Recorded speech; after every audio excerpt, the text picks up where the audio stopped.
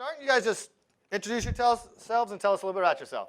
I'm Courtney Gorley. This is my husband, Jeff Gorley. We are parents to 3 boys. They're ages 7, 9, and 11. I'll tell about me. I went to school for interior design, and whenever I had my first child, I decided to be a stay-at-home mom. And then Jeff, you can say about you. Mechanical engineering background. Oh, sorry. Mechanical engineering, went to school right out of, went to college right out of high school, went to work for a defense contractor, went to school at night and got an MBA. My parents actually did a lot of real estate and really pushed, I'm the youngest of 9, and they really pushed all of us to go to school. They're either Catholic or Mormon, one of the two. It's interesting, quite a few of us have ended up back in real estate, and quite a few of my family members are now investors as well. Very cool. Yep. Right. So Jeff came to a case study night. Our friend introduced him to Lifestyles, and they're in the back there. And my husband called me and he said, "Look, we're going to join. This is what it is." And I said, "What? No, that's a scam. No way. We're not doing that." And then he came home and he said, "So I joined, and we're going to the 2-day." And so once I went to the 2-day class, I was like, okay, I'm on board. So that's when my real estate career started. I no longer was a stay-at-home mom. I started managing our single family. We just kept buying and buying and buying, like you said. And we had 14 at once. We still own 10 of those. We're selling a few of those off. And we did invest in a passive deal with another Lifestyles lead. And currently we own multifamily. It's a 12-unit. We both are IROP certified. Awesome. So I'm very good. So background question, I don't know this, I'm going to ask you. When you first joined Lifestyles and when you bought your first house, how long was that? We had one rental when we joined. We had one rental house when we joined, and it was about 2 months. 2 months after you joined, you bought another one? Yes. Sweet. Very good. All right, I think cool. we bought 2 at the same time. Really? Man, go-getters. I like it. All right, so why'd you join Lifestyles? You tell me. Mostly because we wanted to get our time back, spend more time with our family, and I had run the numbers on, I'd have to work till I'm mid-50s or something to get a good retirement in just investing in the stock market. So. Yeah, that would suck to all the people 70 in the room. Yeah, so we're going in my I guess 50s. Apologize to everybody that's older than that. But, you can still change your plan. It is never too late. Again, 20 years ago or today, right? Start today. Very good. And when I went to the 2-day, I had read several books because we had one single-family house before. And it's like everything they tell you in some of those books, like the ABCs of real estate investing, some of the books they actually recommend here, Lifestyles provides a lot of that team background that you need to really do this well. In terms of team, you're talking about people on your team, but you're also talking about the people around you that you're surrounding yourself with, right? The networking at the bar, that helps. I mean, you actually learn more at the bar than you ever learn out here. I'm just like, so no worries. Very cool. All right, so what are we talking about tonight? Okay, so we bought an apartment. It was originally called South Apartments. We renamed it to Cedar Heights Apartments. It is a 12-unit built in 1982. We purchased it November 2020 during COVID for $650,000. That's 54. Go during the plague. Yay, weren't scared. And cash out of pocket was $325,000. We do have 8 other investors in this deal. Our minimum investment amount was $25,000, and our maximum was $50,000. So that allowed, people who didn't have a whole lot to invest in one deal to be able to invest into a multifamily. Give her a hand for helping the little guys. And don't be thinking 25 grand is little, because it takes a lot of people. Yeah, That's But it's a lot for those to get people. There. Yeah, it is a lot. All right, very good. So our initial financing was $571,000. Real quick, because remember, I got people watching from all across America. Were they all local Houston people that invest with you on this one, or No. were they from other places? Do you remember where they're from or what kind of jobs they had? Because people want to know. It's like, it's just a bunch of rich engineers and doctors, or was there like... So the couple that introduced us to Lifestyles, one of them is a nurse, and the other one's a non-degreed manager. Yeah, great. Regular people. And we have a couple in Arizona that's an investor, and a couple other investors that are here. Most of them are in the Houston area. Okay, but you did have people out of state. So Yes. the reason I say that is people watching from Hawaii, like, well, they're just talking about Houston, that's it. No, you could have been from Hawaii sitting there on, with Yes. Don Ho or Don Knotts or whoever lives up there. One of them hoes live out there. I don't know who it is, the tiny bubbles. But they could have been invested in your deal too. Yes, they could have. Very cool. All right, so tell me a little bit about the financing on this. So this is a bank loan. Richard Copeland, who's in the back, helped us out with finding that. So the 571K, and they rolled in 165 in the loan. The interest rate is 4.625. It's a local bank that lent on it. I think one of the challenges here that we faced, and Richard helped us deal with this, was the owner of this property was not a sophisticated investor, I would say. We got for financials photos of money orders from people paying rent, and I think we had about half of the leases, and they were, they were all pretty much expired. So And they were handwritten, not a great I will document. tell everybody, if you buy a 12-unit complex, it is not a sophisticated owner, okay?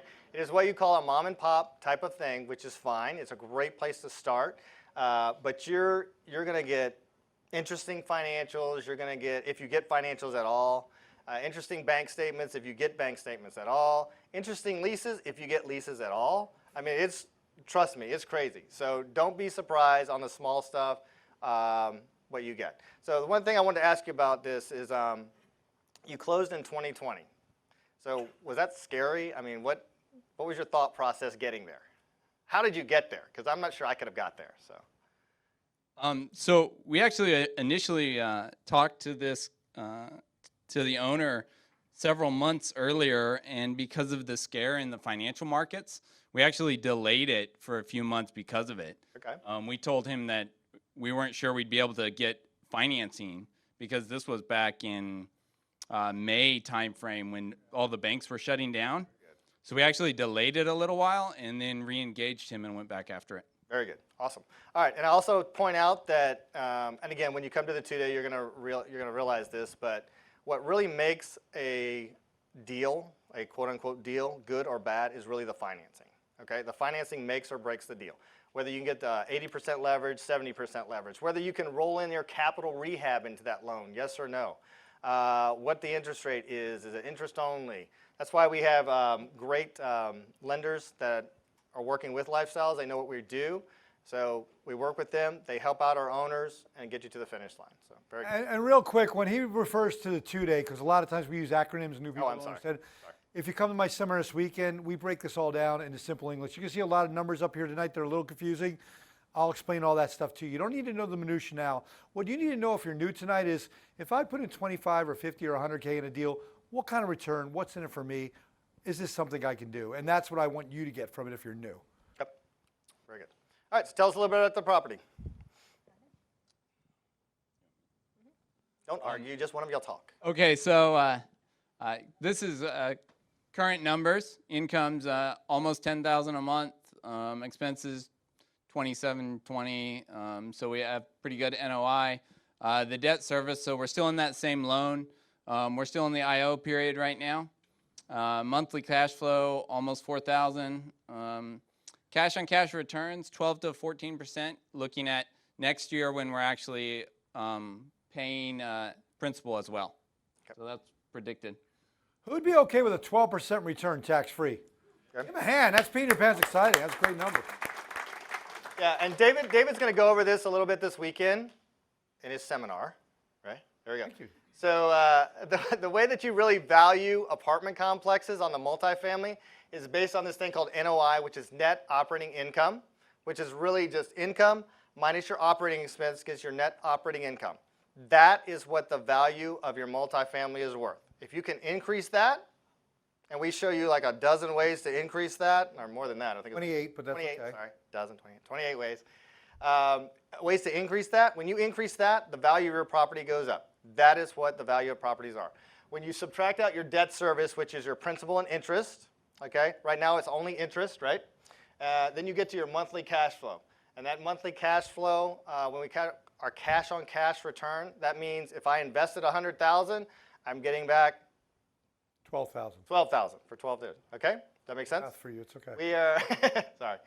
All right. So based on that net operating income, this property today on a 7 cap, which again we'll go over our capitalization rates this weekend, that would value the property at $1.2 million. What did you pay for it? $650,000. Less than a year ago. Less than a year ago. Is that good? That's phenomenal, right? Even the Aggies know that math. Yeah, that's some good math right there. Okay, but I will tell you that this capitalization rate 7 is probably very, very conservative. Yeah, it is. It's probably worth a lot more than that, but we'll go over that. Yeah, I think in the previous photo, it showed how close it is to I-10. If you guys know the area, Katy is expanding out into Brookshire very fast. They're expanding I-10 out there right now, going from 2 to 3 lanes. This property is about, the edge of the property is only about 50 feet from the access road. Nice. Cool. Cool. All right. So these are before and after photos. Isn't it a beauty before? Wouldn't you want to buy that? We describe those before pictures as money. Oh, look, you even have a hoopty there. Yeah, we had a nice pile of refuge Garbage. in the back Yeah. there too. This is the interior photos. One of the tricks we did was we kept the existing cabinets and we just flipped the doors. So it now looks like a shaker style cabinet front instead of the more traditional trim. And that was saved us a lot of money and updated the look. Nice. You just flip the doors. Flip the doors. Learn something new. I learned something new tonight. I'm like, I telling like you. that idea. I'm like, it's crazy. I tell everybody, we do these, Steal off everyone. we don't steal. I tell everybody, I mean, we've been doing this for a long time, and they think the mentors and all these people know everything. I will tell you we don't, okay? We go to these road trips, we hear people, we talk to other people. I swear, we learn something new every time we talk to somebody. It's crazy. Like, for instance, tonight, I was like, oh, great. So what do y'all think about the before and after? Very nice, right? So again, this is what your capital rehab paid for, right? Yes. Very good. Yeah. All right. Ooh, And that then- looks nice. Yeah. That toilet has a skylight. So you covered up that amenity right there? Yeah. Yes. That was a rain shower right there. Yeah. Unnatural. The residents that lived in that, they said that they felt like when they were in the shower, they felt that the ceiling was going to come down because the previous owner just put a board over top of that hole. And so when we took it down, we were like, well, someone could have fallen through that ceiling on you. It happens. And there's, so before picture, we had a giant pile of trash. It was overgrown with trees. There were German roaches. There were rodents. How do you or know they were critters. German? That's kind of racist. They're hard to get rid of. They spoke German. Yeah.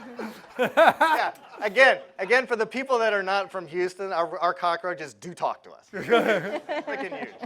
Freaking huge. This time we're button. Are we not allowed to talk about the thing in the corner? Okay, so the thing in the corner, there were raccoons and possums living up. Wait, that sounds trash panda.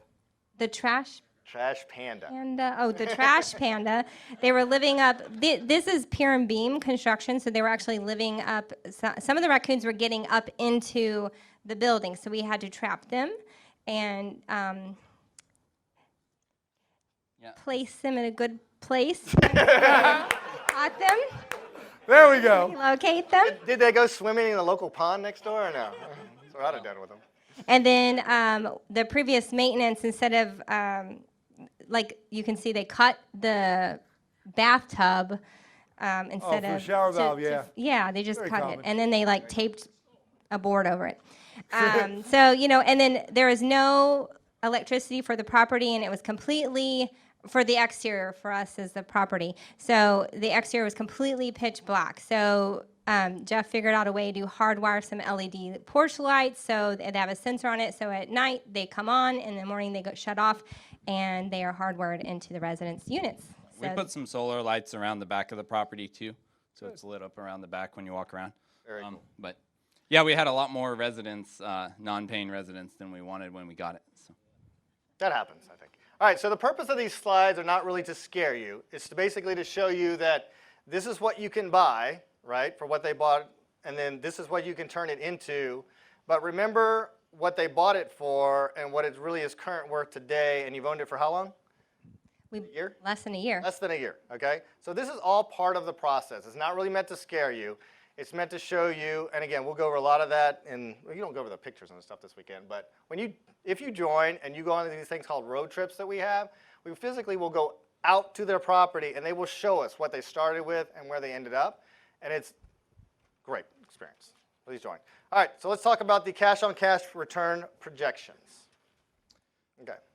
Okay, so year one, income, so we're still in year one. So when we took over the property, it was about 60% economic. Quite a few residents were also delinquent and hadn't been paying.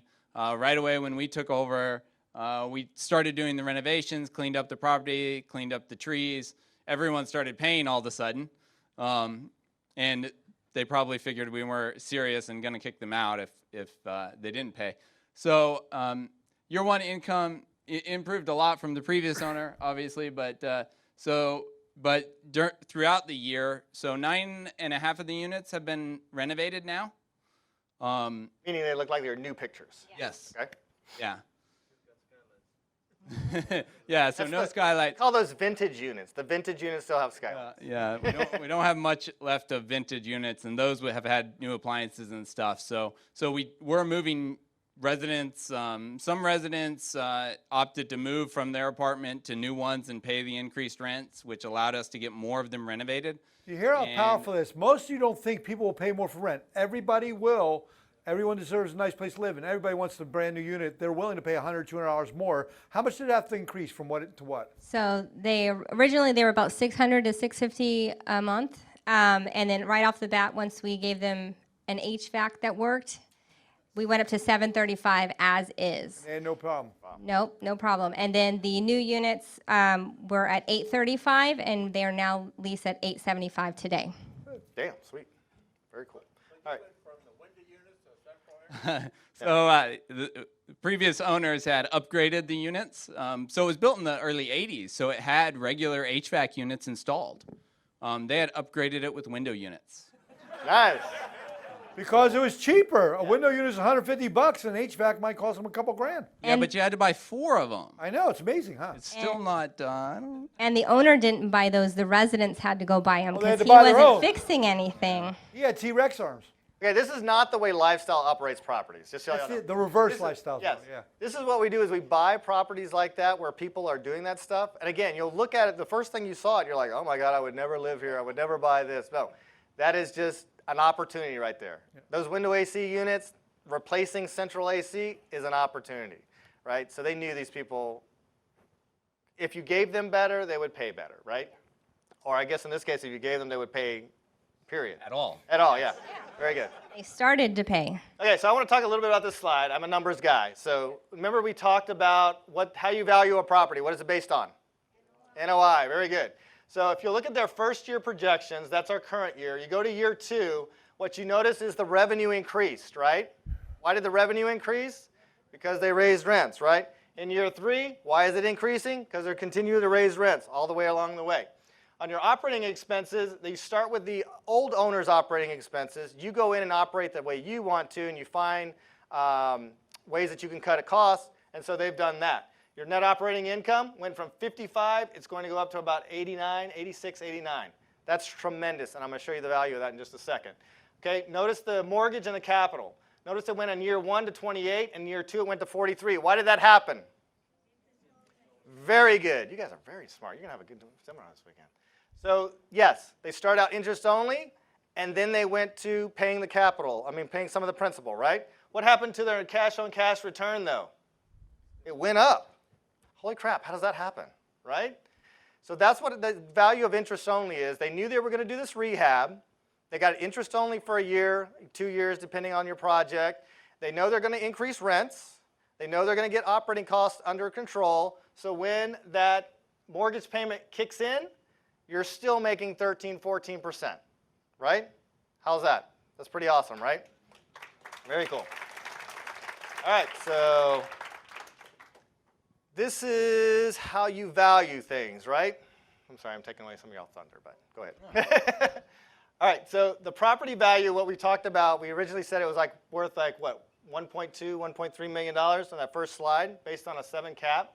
Net operating income, okay, divided by what we call a cap rate gives you your property value. So you can see as your net operating cost increases, the property value increases as well. They originally paid $650,000, and it's going to be worth $1.2 million. Probably already is worth $1.2 million. Again, we've already in less than a year. Okay, that's on top of, right? Remember, they're cash flowing what, 10, 14%, something like that. On top of that, that is the capital appreciation. That's how much value they added to this property in like a year or 2 years. That's amazing. Give me a hand. That was awesome. Okay. All right. So based on that, they're in year 3. They're basically going to have a 125% return over their original value that they put in the property, right? That's still in there. So keep that in mind. This is over that with appreciation. Amazing, guys. And how did you do this, right? You bought. Yes. Yeah. Right? And to Lee's point about buying, I mean, our first single-family home, when we started out, has made us a huge amount of money, and we're selling it this month. So. How much is it going to make you? So we've refied it once already. I bet we've made $200,000 to $250,000 on that house. Sweet. Several years. On one single family house. Remember what we said earlier? Okay, so $250,000 on that house, over $500,000 on this house, on this 12-unit houses, right? You see the difference between single family and multifamily? All you have to work on is the income and the NOI, and it just powers go there. Kudos. That is awesome. Now, big question, because we know you guys were there doing all this work. Can you let them know how much like those passes back there and your other passes? How much work did they do on this? What did they do this whole time? Kind of explain what they had to do. So I have a regular.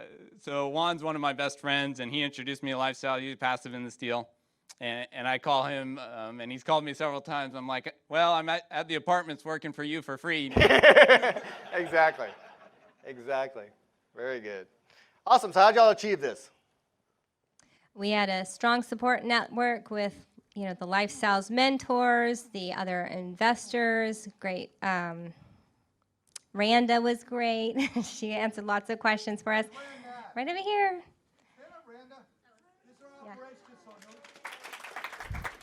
You'll meet her. You'll meet her this weekend. She's what's called an operations consultant. It's one thing for the mentor to walk through the deal. Here's good numbers. Here's the keys. Now what?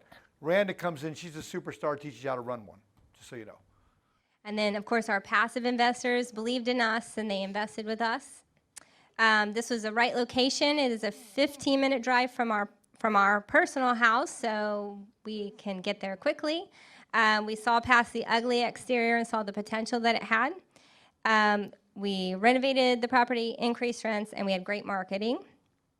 We learned that you do not put a sign on the property, like a for rent sign out front, because those residents that drive by are not usually qualified, so we found our new residents online. So we learned the marketing for that property.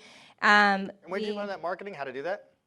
We just did it. You just did it? No, we learned that in most of our marketing we do from a class that they actually taught at Expo. Very cool. Yeah, the online class. And then we created a community that the residents are proud to call home now from what it was before. I think almost everyone stayed that was there. So, and then we followed the roadmap that Lifestyles taught us. Wait. I'm going to back up. So, correct me if I'm wrong. They started out at $600 a month, and now they're up to like $870. Well, the new people came from outside were $875, but they went to $835. Went to $835, and all those people stayed. Yes. That's amazing. I mean, see, so you can raise rents on people that are still living there, right? They just want a little bit better product. They're willing to pay for it. And how do you increase the value of a property? NOI. So raising revenues, increase that NOI. And they really, all they did was clean it up, give them an AC. Sweet. Very good.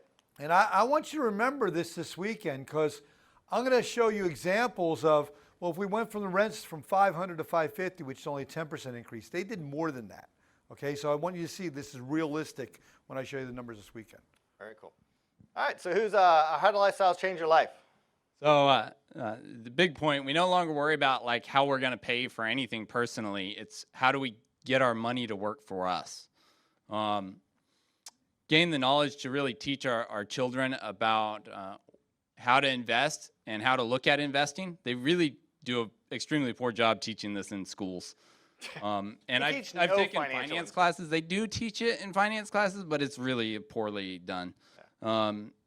There's a huge network of Lifestyles members here. There's a lot of great people in this organization and a lot of great friends that we've made. And now we're building a legacy for our children to continue. I know a lot of the people here are figuring out how to pass their legacy on to their kids now. We have people that have started in Lifestyles, and their kids have come up, and now we're mentoring their kids, and their kids are doing the exact same thing. It's really bizarre, and it's just really an awesome experience. So, awesome. What are your goals going forward? So, short-term goal, we're looking for another deal right now to do our second lead deal. It's going to be significantly bigger. Hopefully to move me to full-time. Courtney's already doing this full-time. And spend a lot more time with our kids over the next few years. Y'all need to make sure you can work together, not working, that's very... Yeah. Yes. It's some marital advice we mentors give as well, so y'all know that. So longer term, we want to travel more with our family, especially when our kids are young. Expand lead deals by property 3 and 4, and continue to invest passively with other leads.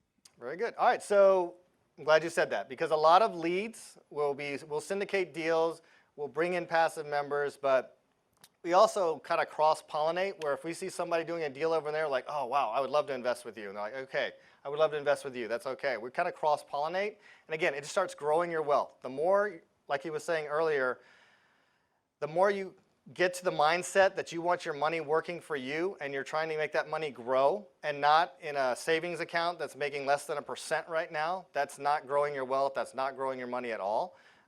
If you just bought, again, one property, anything, you invest in real estate, your wealth is going to start growing whether you do anything or not, right?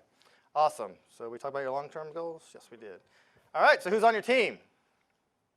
So Curtis Haynes helped us with this property. Now we're working with multiple mentors. They all have different areas of town, different pieces of expertise. Lee likes the D's to C's stuff, I like the stuff that smells like money. I do. Now, I just want to say something that's if you're new, outside looking in. Curtis Haynes, another one of our mentors, has 21,000 units of property. It's $2.5 billion in his portfolio, and he helped them on this little deal. Is that not powerful?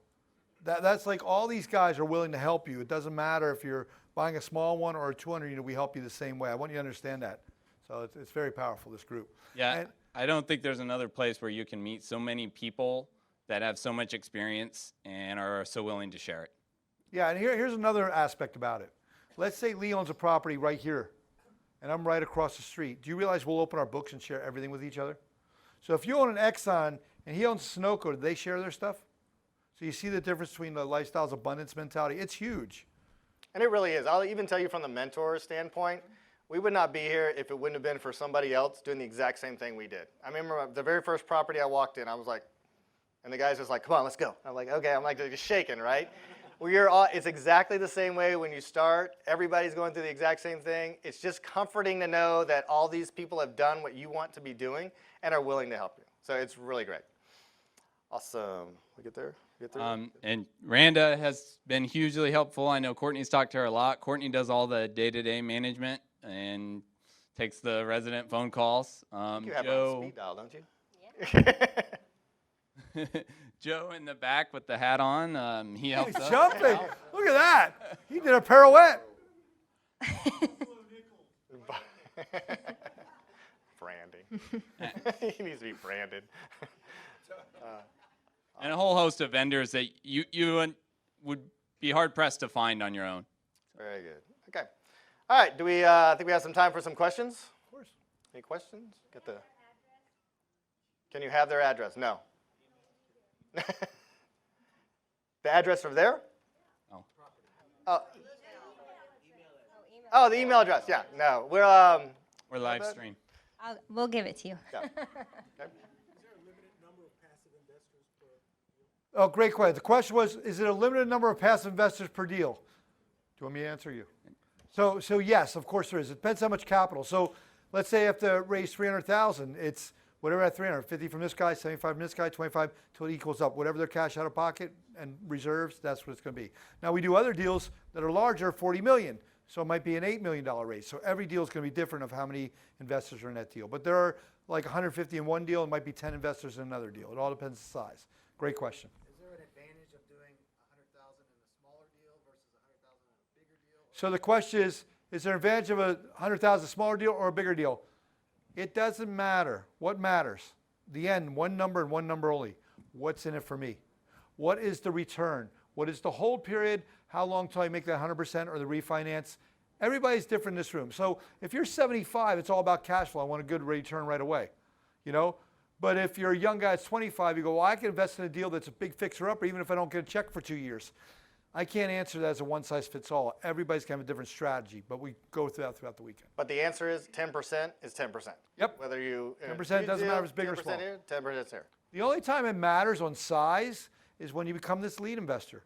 They don't want to hold this one forever. Why? It's too much work. Who is the manager? They is the manager. You understand? So they'll sell I'm this, the manager. and then they'll buy a 50 unit or 100 units next. Then they'll buy a 200 unit. So it's called the economy of scale. You want to buy the biggest you can as fast as you can. This is just the first step.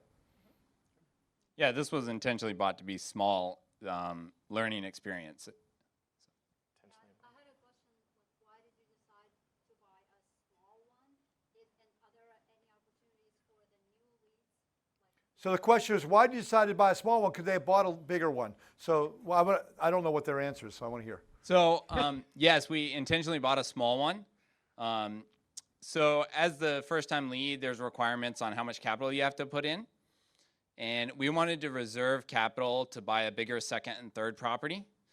And we wanted to limit our risk to learn all the softwares, learn the process for raising capital, work with all the vendors, go through that learning process on a smaller property. So if you buy like a 30 unit, you're probably still the manager of it. Yep. So then you're managing 30 tenants, and this time we were only managing 12. So just so you understand, we make our first-time leads put skin in the game. They must raise 15% of the capital of their own money. So if they tied up all their money in this deal, then they can't buy that 100 unit a year from now. That's why they want to keep some back, I assume. I'll also venture another reason, probably, that when you buy your first deal, you are scared to death. Yep. Scared to death, right? So it's very difficult to say, I want to put this much money, and I know I'm going to make mistakes, and I know I'm going to do this, and I have to learn this, I don't know this. Even though you got a great team behind you, you're still scared to death. So a lot of times, and we kind of recommend that. If you start small and then move upward, then you learn every step of the way, and you gain confidence along the way as well. So. Yeah, and what you'll find is once you get to about 50 units, this is where you can have more professional staff, part-time manager, part-time maintenance man. That's where you're starting to scale up a little bit better, you know, which is where we really like people start, but it's not always feasible. Right. Courtney, how many hours a week do you say you spend? The question is, Courtney, now that you got it up and running, how many hours a week do you think you spend there? Oh, I may go there once a week just to check it out. And then most people pay online now, but I do have a few residents that do pay with a money order. So I'll go at the first of the month and collect those. But now that it's renovated, I spent a lot of time there overseeing that. But now that it's ready to go, maybe once a week I'll go up there just to check it out. There's not an office there. So unless there's a reason for me to go there, I don't go there. Yeah, remember, it's during the renovation process, they were there a lot. But now that it's up and running, they automated it all. You have a maintenance man? Right here. You don't get, on a 15 unit, you don't get a, 12 unit. We have somebody we call for bigger things, Yeah. but little things I'll go. Little things I send him. A couple people have asked online, how did you find this deal? Oh, good question. Over here. So we started looking at every small property in kind of a radial circle out from our house. and we put them all on Google Maps, and we would tag them and contact the owners. They found it on their own. Good. Yes. Very cool. And that might work on small property, mom and pop type things. It's not probably a good idea on bigger properties. Yeah. We're working with brokers on our second one to find those deals. The question is, do you have to evict any people during the moratorium or any of that stuff? We recently had two on one, but it was they didn't qualify for the moratorium, so it wasn't an issue. So you had to qualify to. So the moratorium has requirements, and unless you lost income, you due don't to COVID. qualify. You didn't Yeah. qualify. When you hear this stuff on the news, this eviction moratorium, you think none of us evicted. We constantly evicted during the moratorium because there are ways to do it legally in the right way. So there's a lot of misinformation out there. That's why you have mentors. That's why you have operations consultants. Randa can tell you 10 different ways. There's assistance programs. So while everybody was fearful of this, we were not. We figured out ways. Yeah, that's probably one of the best things about lifestyles is there's been a couple natural disasters like Hurricane Harvey, right? In Houston, just a couple. You know, within days of that, within a day of the flooding, they had a big webinar they sent out to everybody. Hey, here's what you do if your house got flooded. And they've done similar things right through all of the COVID stuff. And it's hugely helpful because you as an individual might not have the time to read all those legal documents. Right, and keep in mind that, again, the value of lifestyles. Before this event this afternoon, we had all of our leads, all of our individual owners, we all gathered in this group and we sat around and talked about stuff. So we share, we're like, what problems are you having? What issues are you having? How did you deal with that? So we are constantly helping each other, and we're constantly meeting, and constantly, you're getting that support, not just from the lifestyles, but from the other members as well. So Think of your level of success with what he just said. If you had a mastermind group of that, of all people, didn't matter. There was guys in a room with 3,000, 4,000 units. There's guys that only own one little property, and them all sharing and opening their books like that. Is there any problem they could come up with that those guys haven't seen? They've been through it all. I mean, there's guys that joined 10 years before me, you know, that were there. You had like Emery, some of the big guys there. So it's kind of cool to see that they all are willing to share, and that's what they do every single month, not just here in Houston, but they do it in Dallas, they do it in San Antonio, and we do it nationwide as well. Okay? very good. All right, any other questions? Yeah, online. How long do you plan to hold the property? At least a year and a day. Yay! Did That's you, a perfect answer. again, did you see the level of value they've added in less than a year? Can Okay? you imagine if they sold it a year and a day later and made over 100% return? What would be the technical term for that? Pee in your pants exciting. I mean, that'd be awesome, right? Awesome. All right, well, let's give them a big hand. That's a That was great, job. guys.